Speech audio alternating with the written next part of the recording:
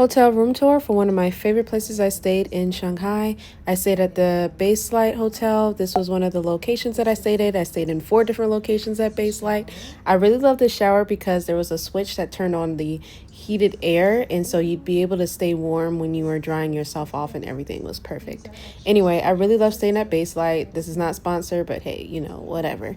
Anyway, so I like staying at BaseLITE because it was a serviced apartment, and usually when I was staying with them, I would get a place that had a kitchen, but this time I decided not to get the kitchen because I wanted the duplex, which is where the bed is separate from the rest of everything else because you have to go up some stairs.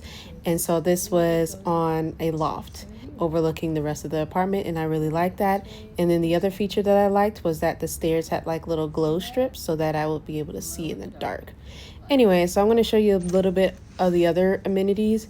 Each floor had a little lounge area in the elevator lobby. And this one also had a gym, a game room, and then different pantry areas and the different kitchen areas on the different floors. And what I liked about BaseLITE is that you had your own kitchen, and if you didn't have your kitchen in the room, then you also had a shared kitchen.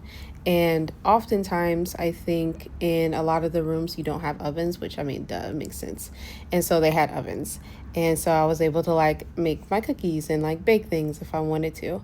And so yes, this was the game room, and so it was like a kitchen and a game room at the same time. Another thing that I liked was that they prioritized people wanting to gather around and have fun. This was the Tongfeng location, and I like this one so much because it was so close to so many different restaurants and things, so that I could just like walk for a short period of time and find different areas to shop and eat and things like that.